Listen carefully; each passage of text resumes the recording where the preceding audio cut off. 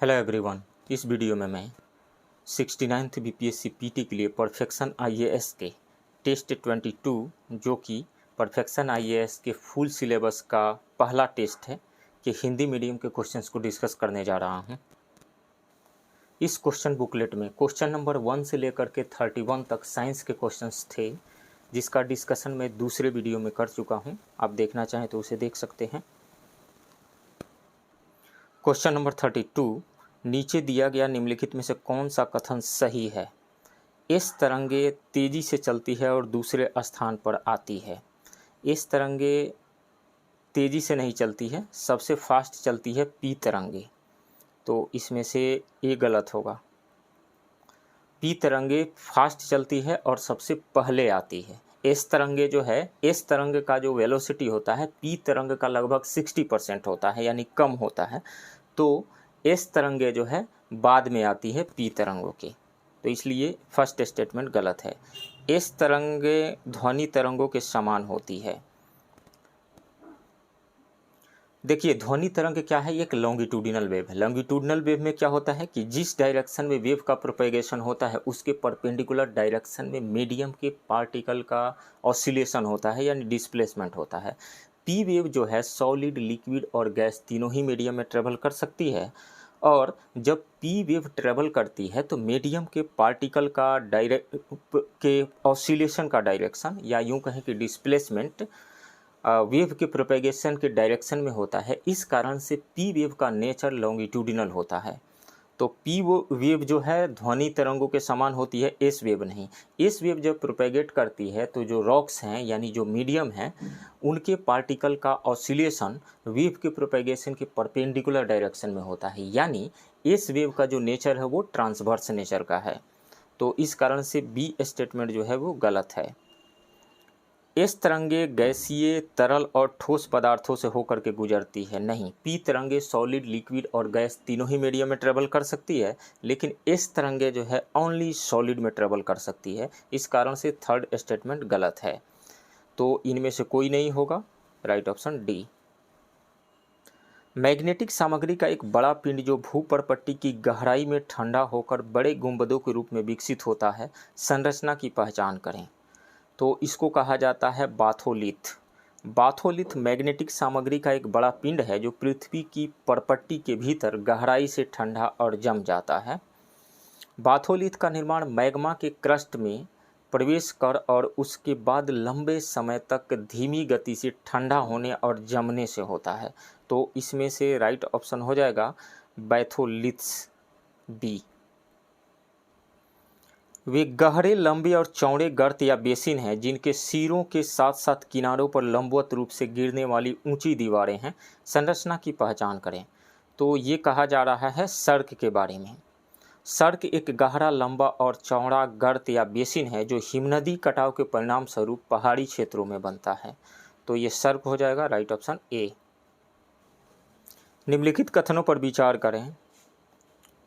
First कथन है 27 degree Celsius से अधिक तापमान वाली बड़ी समुद्री सतह कोरियोलिस बल की उपस्थिति, पहले से मौजूद कमजोर निम्न दबाव क्षेत्र या निम्न स्तर का चक्रवाती परिसंचरण, समुद्र तल प्रणाली के ऊपर ऊपरी अभिसरण। ऊपर दी गई निम्नलिखित में से कौन सी स्थिति उष्णकटिबंधीय चक्रवातों के लिए अनुकूल है? तो उष्णकटिबंधीय चक्रवातों के लिए जो अनुकूल स्थिति है वो है 27 डिग्री सेल्सियस से अधिक तापमान वाली बड़ी समुद्री सतह। सेकेंड है कोरियोलिस बल की उपस्थिति, और थर्ड पहले से मौजूद कमजोर निम्न दबाव क्षेत्र या निम्न स्तर का चक्रवाती परिसंचरण। ये तीनों जो है ये उष्णकटिबंधीय चक्रवातों के बनने की स्थिति है। यदि ये स्थिति मौजूद है तो उष्णकटिबंधीय चक्रवात बनते हैं। तो इसमें से 1 2 3 और 1 2 3 हो जाएगा, राइट ऑप्शन ए। कोपेन के वर्गीकरण के अनुसार निम्नलिखित में से कौन सी शब्दावली समूहीकरण के लिए सही है? ए उष्णकटिबंधीय, बिल्कुल। ए अक्षर उष्णकटिबंधीय जलवायु का प्रतिनिधित्व करता है। इसकी विशेषता आमतौर पर पूरे वर्ष उच्च तापमान और प्रचुर वर्षा होती है। तो फर्स्ट तो सही है। बी जो है शुष्क जलवायु को रिप्रेजेंट करता है, बी जो है शुष्क जलवायु को रिप्रेजेंट करता है, तो ये सही है।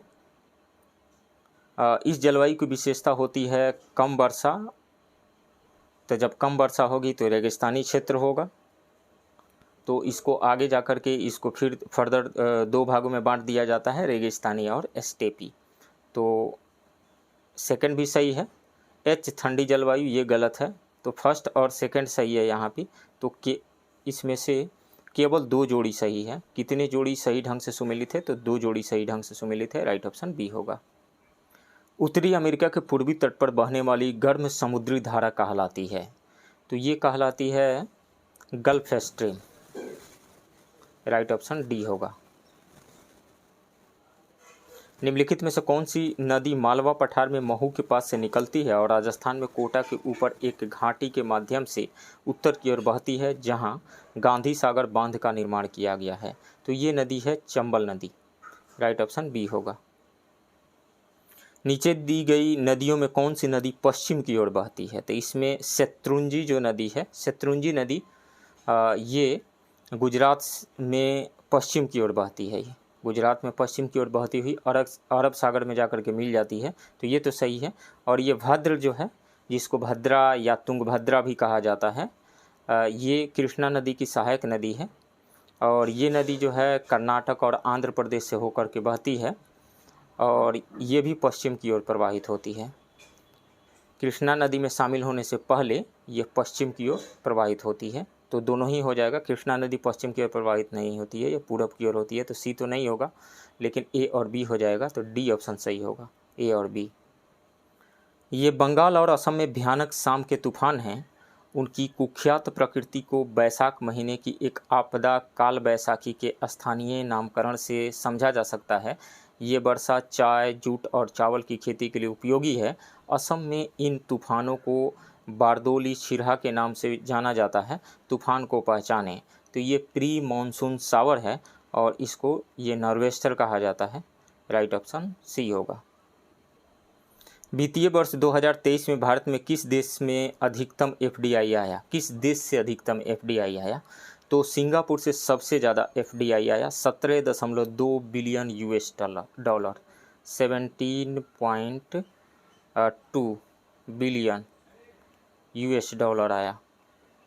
और उसके बाद में सेकंड स्थान पे रहा मॉरिशस, थर्ड स्थान पे रहा अमेरिका, फोर्थ स्थान पे रहा यूएई और फिफ्थ स्थान पे रहा Netherlands.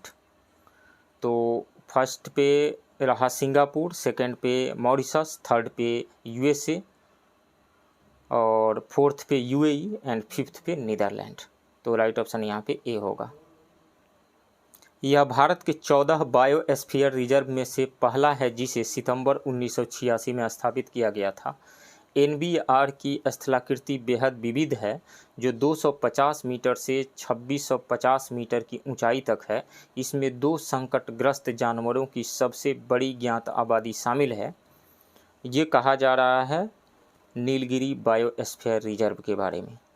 Nilgiri biosphere reserve, right option D होगा। भारत की स्व जुताई प्रक्रिया किस प्रकार की मिट्टी से संबंधित है? तो इसमें से ब्लैक सॉइल जो है, जिसको रेगुर सॉइल भी कहा जाता है, ये सेल्फ प्लफिंग प्रोसेस से जुड़ी हुई है, स्व जुताई प्रक्रिया से संबंधित है। राइट ऑप्शन सी होगा। बिहार विधानसभा में अनुसूचित जनजाति यानी एसटी के लिए कितनी सीटें आरक्षित है? तो बिहार विधानसभा में कुल 243 सीटों में से 38 सीटें जो है एससी के लिए रिजर्व है और 2 सीटें एसटी के लिए रिजर्व है। तो इसमें से सी हो जाएगा राइट ऑप्शन। निम्नलिखित में से कौन सी श्रेणी उनकी घटना के क्रम में उत्तर से दक्षिण तक है? तो उत्तर से दक्षिण तक सबसे उत्तर में जो है मैकाल रेंज है, उसके बाद में अजंता रेंज है, उसके बाद में हरिश्चंद्र रेंज है, उसके बाद में बलिकोंडा रेंज है। तो सबसे पहले 4 आ जाएगा, तो 4 आएगा तो बी और सी कट जाएगा। 4 1 2 3, 4 1 2 3 डी में आ रहा है। राइट ऑप्शन डी होगा। निम्नलिखित में से किस पहाड़ी श्रृंखला पर डोडा बेटा चोटी स्थित है? तो यह नीलगिरी पहाड़ी पर है, तमिलनाडु में, ऊटी के पास में, यानी उटक मंडलम के पास में। राइट ऑप्शन ए होगा। मौर्य प्रशासन की निम्नलिखित शर्तों में से कौन सा सही सुमेलित है?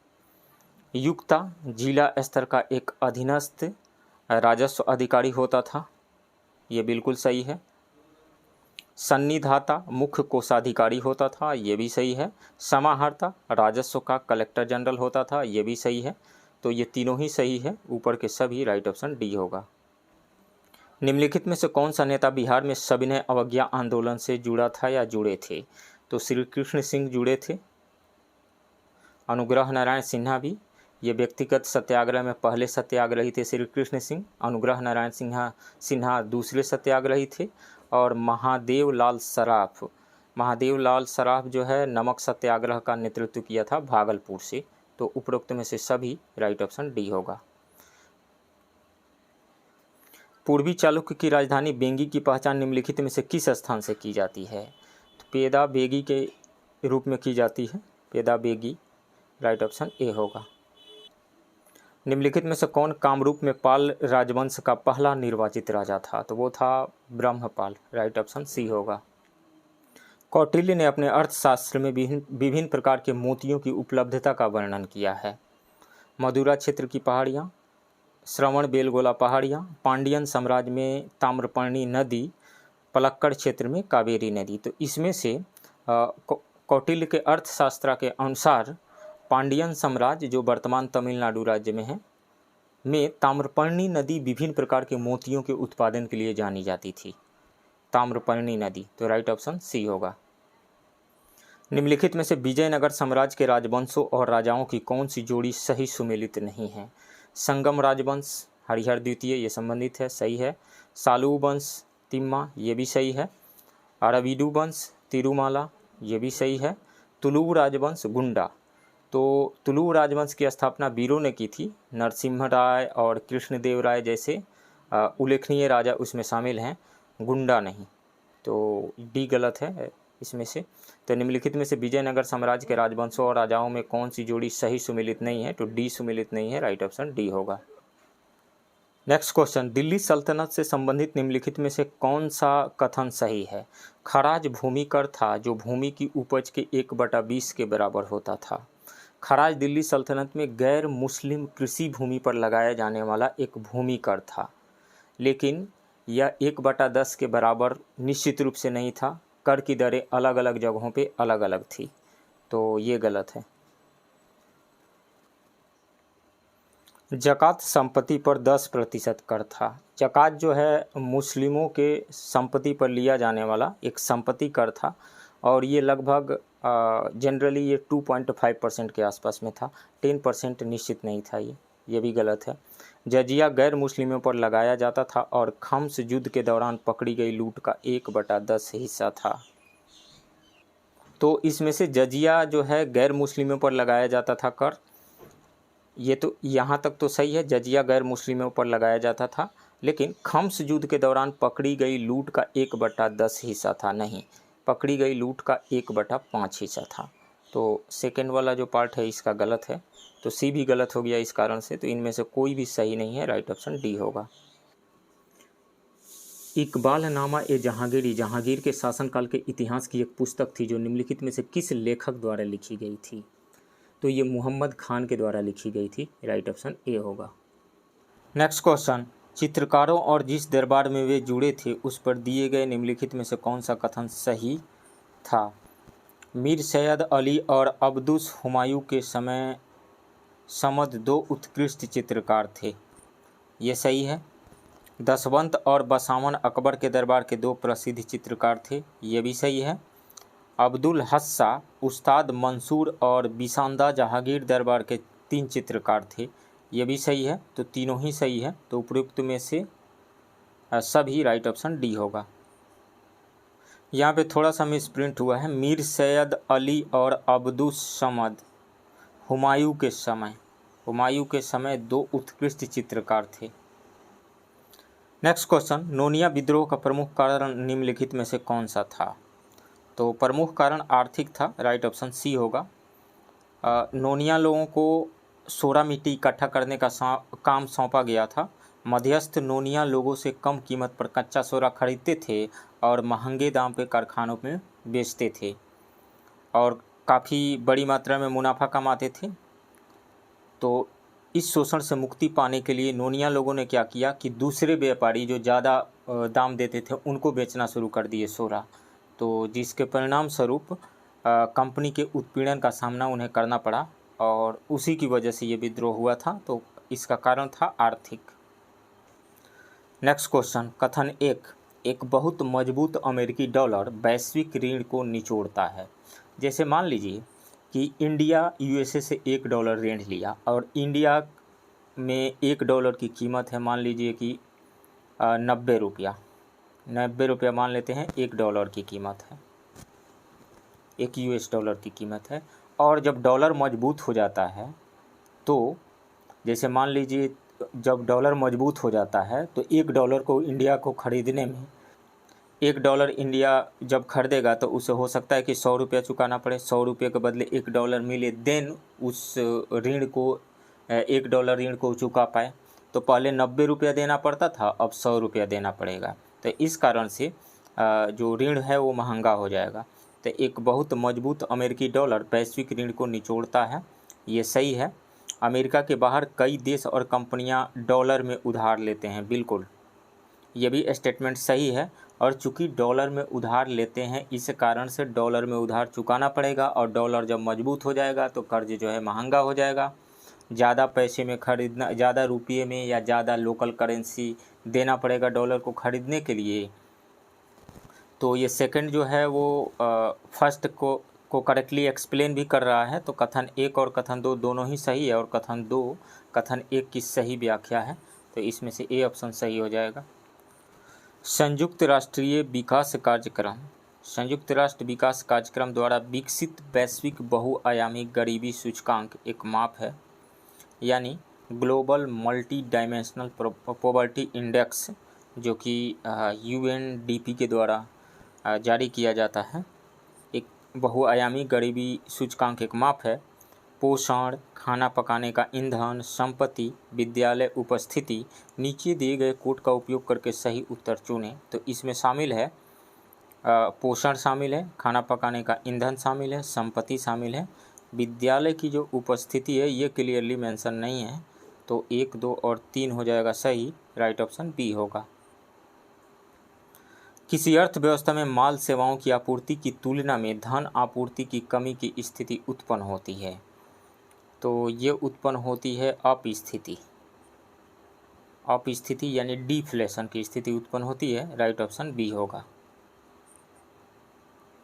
भारत की राष्ट्रीय आय का पहला वैज्ञानिक अनुमान किसने दिया था?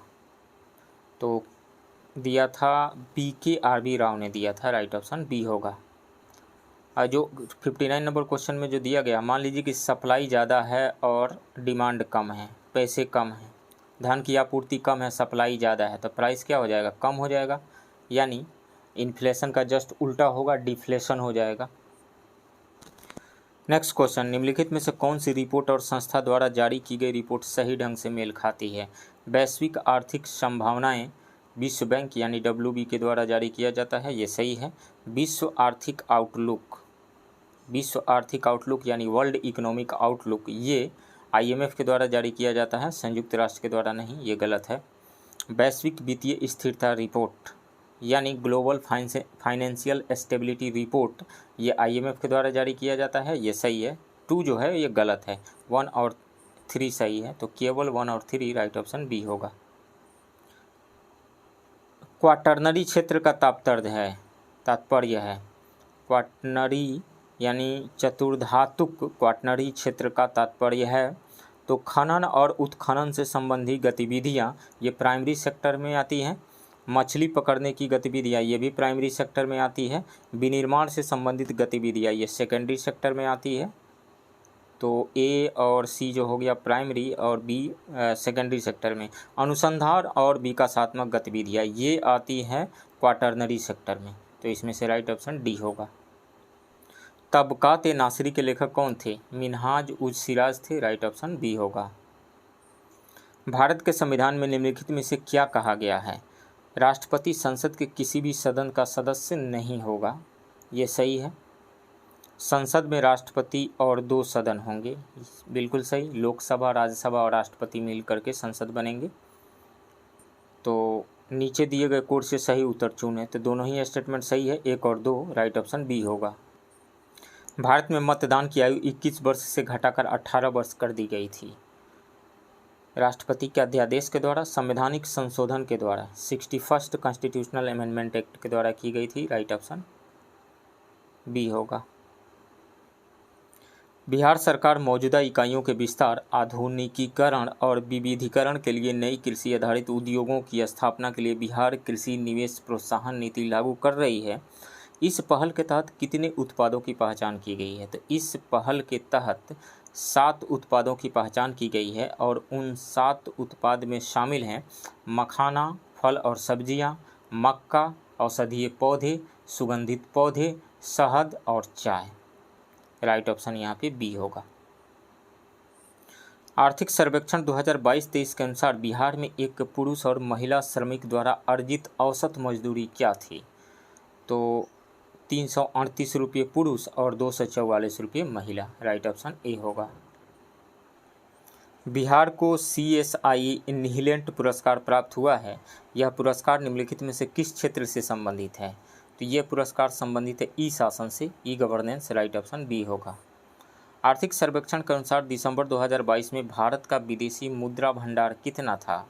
तो दिसंबर 2022 तक भारत का मुद्रा भंडार था 562.72 billion $, 562.72।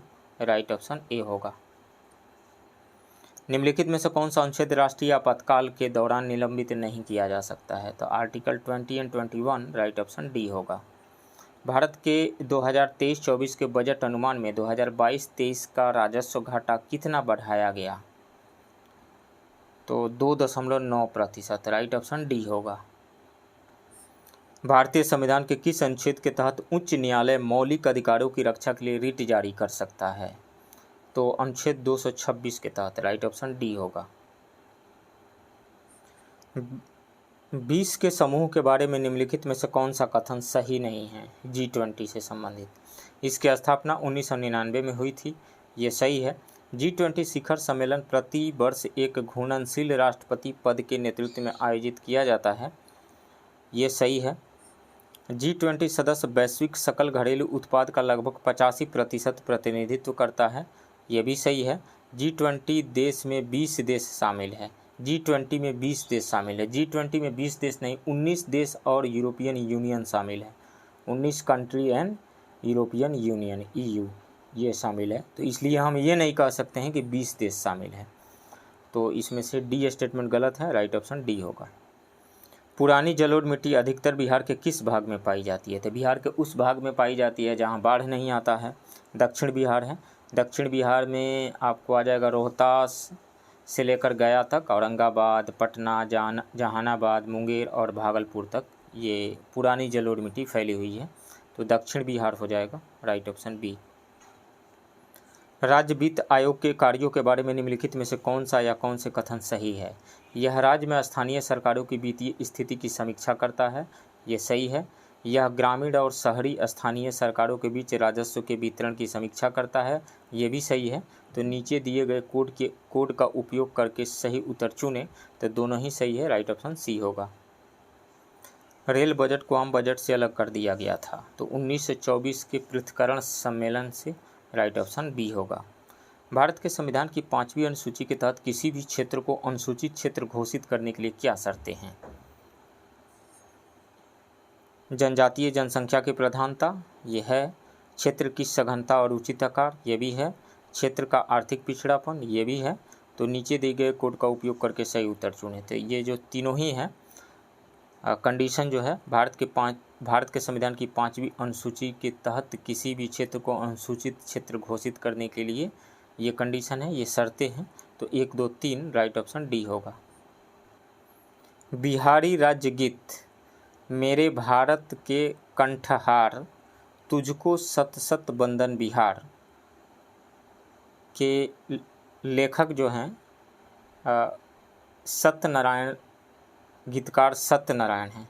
Satyanarayan, right option A होगा। यहाँ पे कुछ एरर है, बिहारी राज्य गीत मेरे भारत के लेखक कौन है, ये गलत है। यहाँ पे थोड़ा सा गीत है मेरे भारत के कंठहार तुझको सत सत बंदन बिहार, तो यहाँ पे कुछ एरर है और इसके लेखक जो हैं सत्यनारायण हैं, गीतकार, राइट ऑप्शन ए होगा।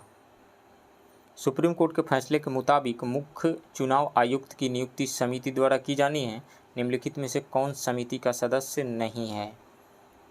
तो इसमें प्रधानमंत्री होंगे, लोकसभा में के विपक्ष के नेता भी होंगे और भारत के मुख्य न्यायाधीश होंगे, लेकिन राज्यसभा के विपक्ष के नेता नहीं होंगे, तो सी होगा राइट ऑप्शन। भारत के संविधान में किस संशोधन द्वारा अनुच्छेद 239A शामिल किया गया जिसने केंद्र शासित प्रदेश दिल्ली को विशेष दर्जा प्रदान किया, तो वो था 69वां संशोधन अधिनियम, 69th constitutional amendment act, right option A होगा। निम्नलिखित में से कौन सा अनुच्छेद सर्वोच्च न्यायालय से परामर्श करने की राष्ट्रपति की शक्ति से संबंधित है, तो वो है अनुच्छेद 143, 143, राइट ऑप्शन बी होगा। 1773 के रेगुलेटिंग एक्ट में निम्नलिखित में से कौन सा प्रावधान नहीं किया गया था। इसने युद्ध और शांति से संबंधित मामलों में बम्बई और मद्रास की तुलना में बंगाल की प्रेसिडेंसी को सर्वोच्च बना दिया था, ये सही है। गवर्नर जनरल तथा उसके पार्षदों का कार्यकाल 5 वर्ष निर्धारित किया गया था, नहीं, ऐसा कोई 5 वर्ष 4 वर्ष ऐसा कुछ नहीं किया गया था, कोई फिक्स्ड टेन्योर नहीं निर्धारित किया गया था, ये गलत है। सर्वोच्च न्यायालय कलकत्ता में स्थापित किया गया था, ये सही है। काउंसिल में गवर्नर जनरल को बॉम्बे और मद्रास प्रेसिडेंसी में उत्तराधिकारी नियुक्त करने के लिए अधिकृत किया गया था, ये सही है। इसमें से गलत है बी, तो राइट ऑप्शन बी होगा। भारत सरकार अधिनियम 1935 के बारे में निम्नलिखित में से कौन सा कथन सही नहीं है। यह गोलमेज सम्मेलन का परिणाम था, ये सही है। इसमें एक अखिल भारतीय महासंघ की स्थापना का प्रावधान किया गया था जो बन नहीं सका, ये सही है। इसने भारत सरकार पर राज्य सचिव के अधिकार को बरकरार रखा था, ये भी सही है। इसने अनंतिम प्रांतीय स्वायत्तता की शुरुआत की थी, नहीं। इसने प्रोविजनल प्रोविंशियल ऑटोनोमी यानी अस्थायी प्रांतीय स्वायत्तता की शुरुआत की थी। इसने कुछ विधायी और कार्यकारी शक्तियों के साथ स्वायत्त प्रांतीय सरकारों की स्थापना का प्रावधान किया था, तो इस कारण से ये गलत है, राइट ऑप्शन डी होगा। पंडित मदन मोहन मालवीय से जुड़ी निम्नलिखित घटनाओं को प्रारंभिक काल से शुरू करके कालानुक्रमिक के क्रम में व्यवस्थित कीजिए। बनारस हिंदू विश्वविद्यालय की स्थापना ये 1916 में हुई थी, 1916 में, और इसी में पहली बार पब्लिकली अपीयर हुए थे महात्मा गांधी। कांग्रेस नेशनलिस्ट पार्टी का गठन ये हुआ था 1923 में, 1923। अंग्रेजी समाचार पत्र द लीडर की स्थापना, इसकी स्थापना हुई थी 1909 में। और इलाहाबाद में हिंदू बोर्डिंग हाउस की स्थापना ये हुई थी 1889 में, 1889 में।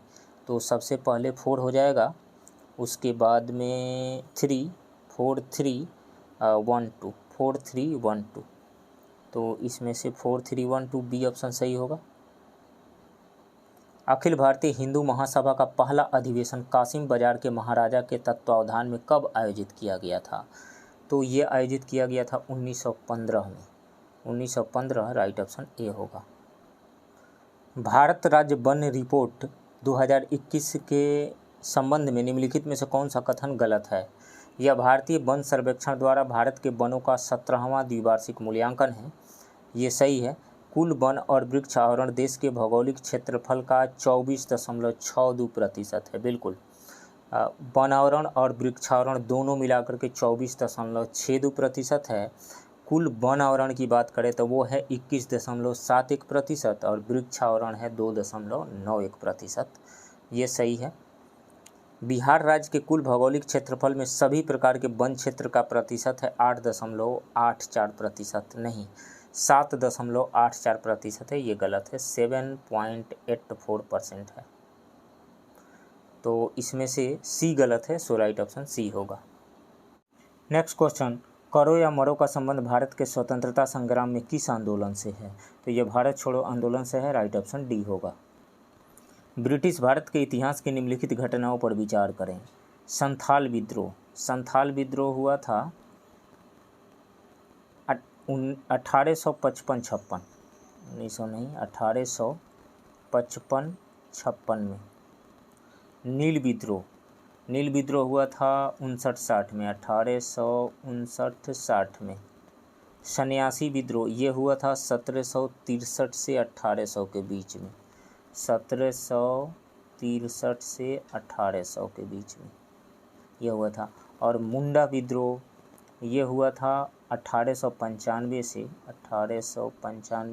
1901 के बीच में हुआ था।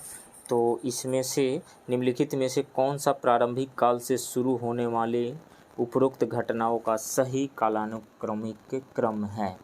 तो सबसे पहले इसमें से हो जाएगा सन्यासी विद्रोह, यानी 3। सबसे पहले 3 हो जाएगा। तो ए और सी बच रहा है, बी और डी कट गया यहाँ से, ए और सी। तो सबसे पहले 3, उसके बाद में आएगा आपको 1, 3 1 2 4, 3 1 2 4। राइट ऑप्शन सी होगा।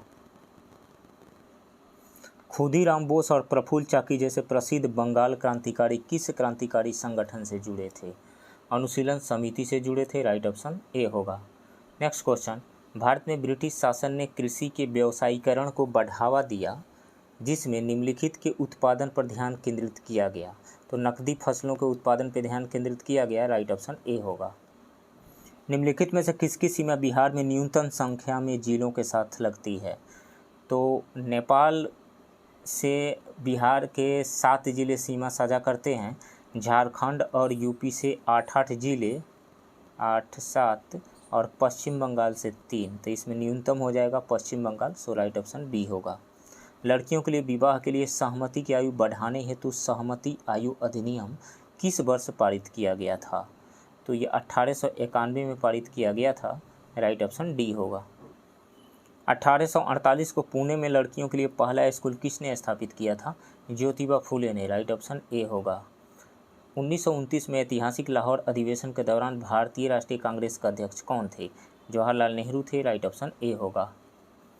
1857 के विद्रोह का नेता कौन था जिसने मेरठ शहर में विद्रोह की शुरुआत की थी? तो मंगल पांडे थे। राइट ऑप्शन डी होगा।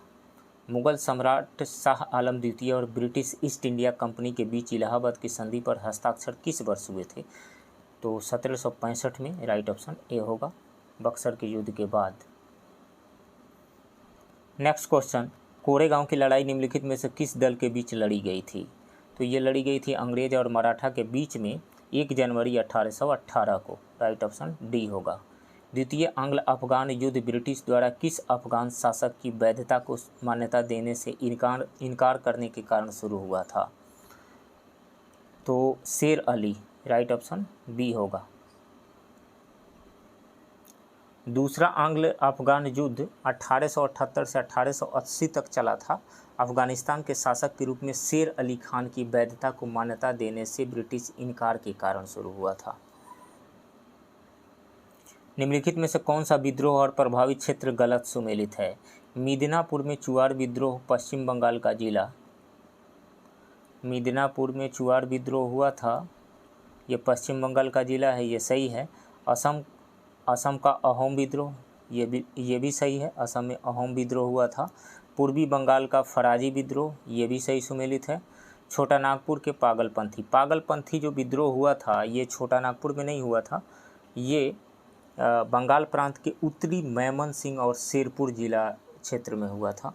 तो डी गलत है। राइट ऑप्शन डी होगा। देवघर जिले के रोहिणी गांव में हुआ पहला विद्रोह कब हुआ था? तो ये विद्रोह हुआ था 12 जून 1857 को। राइट ऑप्शन ए होगा। निम्नलिखित में से किस राज्य की यूक्रेन के साथ सीमा लगती है? तो हंगरी की भी लगती है, पोलैंड की भी लगती है और रोमानिया की भी लगती है। यूक्रेन की सीमा उत्तर में बेलारूस, पूर्व में रूस, दक्षिण में अजोव सागर और काला सागर, दक्षिण पश्चिम में मोल्दोवा और रोमानिया, और पश्चिम में हंगरी, स्लोवाकिया और पोलैंड से लगती है। तो तीनों ही हो जाएगा, उपरोक्त सभी, राइट ऑप्शन डी होगा। बिहार के किन जिलों में अत्यधिक घने जंगल की उपस्थिति है? तो मुंगेर में भी है, जमुई में भी है और लखीसराय में भी है। बिहार में 5 ज़िले ऐसे हैं जहाँ पे बहुत घने जंगल हैं। वो ज़िले हैं पश्चिम चंपारण, रोहतास, मुंगेर, लखीसराय और जमुई।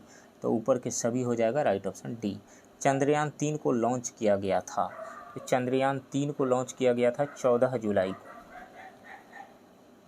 और ये सक्सेसफुली लैंड भी कर गया वहाँ पे, सॉफ्ट लैंडिंग हो गई सक्सेसफुली, वो काम भी अपना कर रहा है, राइट ऑप्शन डी होगा। निम्नलिखित में से कौन सी नवपाषाण संस्कृति सही सुमेलित है? तो वैशाली ज़िले में चेचर, ये सही है। पटना ज़िले में मनेर, ये भी सही है। और गया में सेनुआर नहीं, गया में ताराडीह है, बोध गया में ताराडीह है। और सेनुआर जो है ये है रोहतास का सेनुआर, रोहतास में है।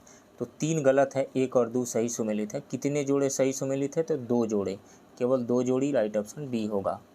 निम्नलिखित में से कौन सा लेखक दाना सागर और अद्भुत सागर से संबंधित था? तो ये दोनों ही रचना जो है ये बलाल शिवसेना का है, राइट ऑप्शन ए होगा। युगे युगीन भारत राष्ट्रीय संग्रहालय एक नया संग्रहालय है जिसे स्थापित किया जाएगा, नई दिल्ली में स्थापित किया जाएगा, राइट ऑप्शन बी होगा। बायकुला रेलवे स्टेशन स्थित है, तो ये महाराष्ट्र में स्थित है, राइट ऑप्शन सी होगा। बिहार के भागलपुर जिले का मिर्जा गांव क्षेत्र निम्नलिखित में से किसके लिए प्रसिद्ध है? तो कोयले के लिए प्रसिद्ध है, राइट ऑप्शन बी होगा। कोयले का भंडार यहाँ पे है। गंगा की सहायक नदियों को गंगा से मिलने के पूर्व से पश्चिम के क्रम में व्यवस्थित करें। तो सबसे पहले यानी सबसे पश्चिम में मिलती है घाघरा गंगा में, उसके बाद गंडक मिलती है, उसके बाद बूढ़ी गंडक मिलती है और सबसे बाद में कोसी मिलती है। तो इसमें से यदि पश्चिम से पूरब हम क्रम लगाएं तो 4 3 2 1 हो जाएगा, लेकिन पूरब से पश्चिम ये क्रम उल्टा हो जाएगा, 1 2 3 4, राइट ऑप्शन बी होगा। निम्नलिखित में से बिहार के किस जिले में धारवाड़ की चट्टानें नहीं पाई जाती है? तो मुंगेर में पाई जाती है, जमुई में भी पाई जाती है, नवादा में ही पाई जाती है, लेकिन कैमूर में नहीं पाई जाती है। तो राइट ऑप्शन यहाँ पे बी होगा। सोनपुर मेला निम्नलिखित में से किस 2 नदियों के संगम पर आयोजित किया जाता है? तो ये गंडक और गंगा नदी के संगम पर आयोजित होता है, राइट ऑप्शन डी होगा। भारत में सड़क नेटवर्क के बारे में निम्नलिखित पर विचार करें। भारत का राष्ट्रीय राजमार्ग यानी NH नेटवर्क चीन के बाद दुनिया में दूसरा सबसे बड़ा है, नहीं। संयुक्त राज्य अमेरिका के बाद दुनिया में दूसरा सबसे बड़ा है, तो ये गलत है, फर्स्ट स्टेटमेंट गलत है। भारत में NH की अनुमानित लंबाई लगभग 1.5 लाख किलोमीटर है, बिल्कुल सही है। 2013-14 में NH की कुल लंबाई 91,287 किलोमीटर थी, जो बढ़ करके 2022-23 में 1,45,240 किलोमीटर हो गया है, यानी लगभग 1.45 लाख किलोमीटर। तो सेकंड स्टेटमेंट सही है। भारतीय राष्ट्रीय राजमार्ग प्राधिकरण यानी NHAI एक वैधानिक निकाय है, स्टैट्यूटरी बॉडी है, बिल्कुल। भारतीय राष्ट्रीय राजमार्ग प्राधिकरण यानी national highway authority of India का गठन 1988 में सड़क परिवहन और राजमार्ग मंत्रालय के द्वारा मंत्रालय के प्रशासनिक नियंत्रण के तहत संसद के एक अधिनियम द्वारा किया गया था, इसलिए यह एक स्टैट्यूटरी बॉडी है, वैधानिक निकाय है। तो थर्ड स्टेटमेंट भी सही है। तो थर्ड स्टेटमेंट सही है, तो 2 और 3 सही है, जो कि किसी भी ऑप्शन में नहीं है। उपरोक्त में से कितने कथन सही है? तो 2 कथन सही है, हाँ सही है, 2 कथन सही है, तो दिया हुआ है केवल 2 कथन सही है, सेकंड और थर्ड, राइट ऑप्शन बी होगा। हाल ही में सरकार ने 30 महत्वपूर्ण खनिजों की पहचान की है, सूची के अनुसार निम्नलिखित में से कौन सा महत्वपूर्ण खनिज है? दुर्लभ पृथ्वी तत्व, कोबाल्ट, प्लेटिनम और सीसा। सही कोड का चयन करें तो सभी हो जाएगा, उपरोक्त सभी, राइट ऑप्शन डी होगा। प्रतिष्ठित पेन प्रिंटर पुरस्कार 2023 से किसे सम्मानित किया गया है? माइकल रोसेन को, राइट ऑप्शन सी होगा। भारतीय मानसून की भविष्यवाणी करते समय कभी कभी समाचारों में उल्लिखित इंडियन ओशन डायपोल यानी IOD के संदर्भ में निम्नलिखित में से कौन सा या कौन से कथन सही है? IOD घटना उष्णकटिबंधीय पश्चिमी हिंद महासागर और उष्णकटिबंधीय पूर्वी प्रशांत महासागर के बीच समुद्र की सतह के तापमान में अंतर की विशेषता है। नहीं, ये गलत है। एक IOD घटना मानसून पर अल नीनो के प्रभाव को प्रभावित कर सकती है, ये सही है। तो इसमें से केवल 2 सही है, राइट ऑप्शन बी होगा। किस मंत्रालय ने नई दवा और टीकाकरण प्रणाली के लिए NOC अनुमोदन पोर्टल लॉन्च किया है? तो मत्स्य पालन, पशुपालन और डेयरी मंत्रालय ने, राइट ऑप्शन ए होगा। पूंजी निवेश के लिए राज्यों को विशेष सहायता 2023-24 योजना के बारे में निम्नलिखित कथनों पर विचार करें। इसकी घोषणा केंद्रीय बजट 2023-24 में की गई थी, ये सही है। यह वित्त मंत्रालय के अधीन है, ये भी सही है। 2023-24 में सबसे अधिक राशि बिहार को आवंटित की गई थी, ये भी सही है। तो उपरोक्त सभी सही है, राइट ऑप्शन डी होगा। वैश्विक प्रतिस्पर्धात्मकता सूचकांक 2023 के बारे में निम्नलिखित कथनों पर विचार करें। इसे विश्व आर्थिक मंच द्वारा जारी किया गया था। नहीं, international institute for management development द्वारा जारी किया गया था। तो फर्स्ट स्टेटमेंट गलत है। इसके 4 पैरामीटर हैं, ये सही है। आर्थिक प्रदर्शन यानी इकोनॉमिक परफॉर्मेंस, सरकारी दक्षता यानी गवर्नमेंट इफिशियंसी, व्यावसायिक कुशलता यानी बिजनेस इफिशियंसी और आधारभूत संरचना यानी इंफ्रास्ट्रक्चर, ये 4 पैरामीटर हैं। तो सेकंड स्टेटमेंट सही है। सूचकांक में भारत 37वें स्थान पे रहा। नहीं, पिछले साल 37वें स्थान पे रहा, इस बार 40वें स्थान पे है, 3 स्थान खिसका है। तो थर्ड स्टेटमेंट गलत है। तो इसके 4 पैरामीटर है, यही सही है, केवल 1। उपरोक्त में से कितने कथन सही है? तो केवल 1 सही है, राइट ऑप्शन ए होगा। ग्लोबल स्टार्टअप इकोसिस्टम रिपोर्ट 2023 में किस भारतीय शहर ने सर्वश्रेष्ठ रैंक हासिल की है?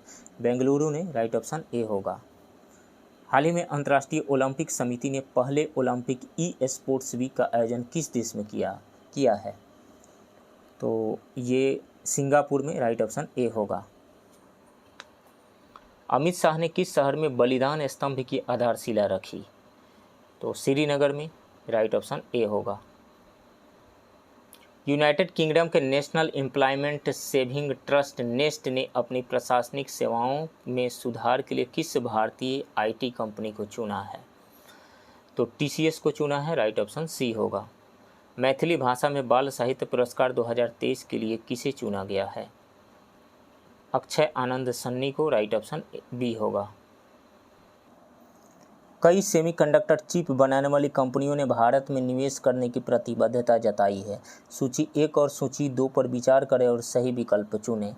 फॉक्सकॉन जो है ये ताइवान की कंपनी है, ये सही है। माइक्रोन जो है USA की है, ये भी सही है। ISMC जो है एक जॉइंट वेंचर है, किसका? ये जॉइंट वेंचर है Abu Dhabi based next orbit ventures and Israel's के टावर सेमीकंडक्टर की। तो ये दक्षिण कोरिया की कंपनी नहीं है, तो इस कारण से इसमें से 1 जोड़ा तो गलत हो गया, 2 जोड़ा सही है। तो उपरोक्त में से कितने जोड़े सही सुमेलित है? तो केवल 2, राइट ऑप्शन बी होगा। कूटनीति में अंतर्राष्ट्रीय महिला दिवस 24 जून को मनाया गया कौन सा सतत विकास लक्ष्य लैंगिक समानता की बात करता है? तो वो है sustainable development goal 5 SDG 5, right option D होगा। G20 पटना बैठक के बारे में निम्नलिखित कथनों पर विचार करें। इसका उद्घाटन CM नीतीश कुमार ने किया। नीतीश कुमार ने नहीं किया, राज्यपाल ने किया। राजेंद्र विश्वनाथ अर्लेकर, बिहार के राज्यपाल राजेंद्र विश्वनाथ अर्लेकर ने किया था 22 मई 2023 को। तो ये गलत है। यह श्रमिक सहभागिता समूह की बैठक थी, बिल्कुल ये सही है। L20 शिखर सम्मेलन के अध्यक्ष हिरणमय पंड्या थे, ये भी सही है। हिरणमय पांड्या हिंद मजदूर संघ के अध्यक्ष हैं। हिरणमय पांड्या RSS समर्थित ट्रेड यूनियन भारतीय मजदूर संघ के अध्यक्ष हैं। तो उपरोक्त में से कितने कथन सही हैं? तो इसमें से 2 कथन सही है, केवल 2, राइट ऑप्शन बी होगा। 200 अंतर्राष्ट्रीय फुटबॉल मैच खेलने वाले पहले पुरुष फुटबॉलर कौन बने हैं? क्रिस्टियानो रोनाल्डो बने हैं, राइट ऑप्शन ए होगा। बिहार से किसे राष्ट्रीय लॉरेंस नाइटिंगेल पुरस्कार 2023 से सम्मानित किया गया है? तो गायत्री कुमारी को सम्मानित किया गया है, राइट ऑप्शन डी होगा। हाल ही में शुरू की गई संशोधित CGTMSE योजना निम्नलिखित में से किसके लिए संपार्श्विक मुक्त ऋण की उपलब्धता सुनिश्चित करती है? तो ये MSME के ऋण की उपलब्धता सुनिश्चित करती है, राइट ऑप्शन बी होगा। बिहार में चुनाव के लिए किस ट्रांसजेंडर को स्टेट आइकॉन बनाया गया है? मोनिका दास को, राइट ऑप्शन ए होगा। बंदरगाहों, जलमार्गों और तटों के लिए राष्ट्रीय प्रौद्योगिकी केंद्र ने किस IIT में अपना पहला खोज परिसर स्थापित किया है? तो IIT मद्रास में स्थापित किया है, राइट ऑप्शन सी होगा। आर्थिक स्वतंत्रता सूचकांक 2023 के अनुसार भारत का स्थान क्या है? तो 131वां भारत का स्थान है, राइट ऑप्शन ए होगा। और आर्थिक स्वतंत्रता सूचकांक जारी कौन करता है? द हेरिटेज फाउंडेशन और द वॉल स्ट्रीट जर्नल के द्वारा प्रकाशित किया जाता है। हाल ही में रमन मैग्सेसे पुरस्कार दलाई लामा को व्यक्तिगत रूप से प्रदान किया गया। उन्होंने किस वर्ष पुरस्कार जीता था? तो दलाई लामा ने रमन मैग्सेसे पुरस्कार 1959 में जीता था, राइट ऑप्शन बी होगा। किस देश ने 1 बिलियन भोजन बंदोबस्ती अभियान यानी 1 बिलियन मील्स इंडोमेंट कैंपेन शुरू किया गया है? तो UAE के द्वारा शुरू किया गया है, राइट ऑप्शन बी होगा। किस बैंक ने भारत का पहला वॉइस बायोमेट्रिक प्रमाणीकरण बैंकिंग ऐप लॉन्च किया है? तो सिटी यूनियन बैंक ने लॉन्च किया है, राइट ऑप्शन ए होगा। हिंसा प्रभावित सूडान से भारतीयों को निकालने के लिए भारत ने कौन सा अभियान चलाया है? Operation Kaveri, right option B होगा। लॉजिस्टिक प्रदर्शन सूचकांक 2023 में भारत का स्थान क्या है? तो लॉजिस्टिक प्रदर्शन सूचकांक 2023 में भारत का स्थान है 38वां, राइट ऑप्शन ए होगा। भारतीय राष्ट्रीय राजमार्ग प्राधिकरण NHAI का लक्ष्य 2024-25 तक देश भर में लगभग 10,000 किलोमीटर ऑप्टिक फाइबर केबल विकसित करना है। ऑप्टिकल फाइबर केबल निम्नलिखित में से किस सिद्धांत पर कार्य करता है?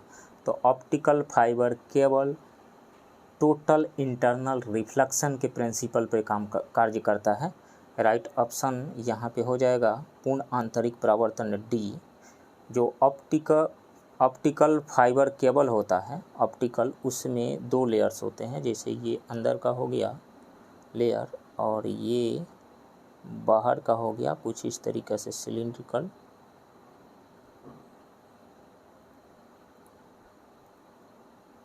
ठीक है, ये हो गया। अंदर वाले को कोर कहा जाता है, कोर, और बाहर वाले को क्लैडिंग कहा जाता है, क्लैडिंग, CLADDING, क्लैडिंग। तो कोर और क्लैडिंग, कोर का रिफ्रैक्टिव इंडेक्स ज़्यादा होता है और क्लैडिंग का रिफ्रैक्टिव इंडेक्स कम होता है। तो जब कोई भी सिग्नल अंदर जाता है, यहाँ पे एक सिग्नल को भेजिए अंदर, मान लीजिए कि ये सिग्नल हमने भेजा और कुछ इस तरीक़े से रहता है कि इसका angle of incidence critical angle से ज़्यादा होने की वजह से ये इसका टोटल इंटरनल रिफ्लेक्शन होता है, यानी जिस मीडियम से गया था उसी मीडियम में आ जाता है और इसी तरीक़े से टोटल इंटरनल रिफ्लेक्शन इसका होता है और एक जगह से दूसरी जगह ये पहुंच जाता है। तो ये पूर्ण आंतरिक परावर्तन पे बेस्ड है, राइट ऑप्शन डी होगा। जल निकाय जनगणना के अनुसार किस राज्य में जल निकायों की संख्या सबसे अधिक है? पश्चिम बंगाल में, राइट ऑप्शन सी होगा। पंचायती राज दिवस 2023 पर राष्ट्रीय समारोह किस जिले में आयोजित किया गया था? तो ये आयोजित किया गया था रीवा जिला में, मध्य प्रदेश के रीवा जिले में, राइट ऑप्शन बी होगा। तो फ्रेंड्स, ये रहा परफेक्शन IAS के टेस्ट 22, जो कि परफेक्शन IAS के फुल सिलेबस का पहला टेस्ट है कि क्वेश्चंस का डिस्कशन। आप बने रहिए इस चैनल के साथ, मिलते हैं किसी दूसरे वीडियो में, तब तक के लिए थैंक यू वेरी मच।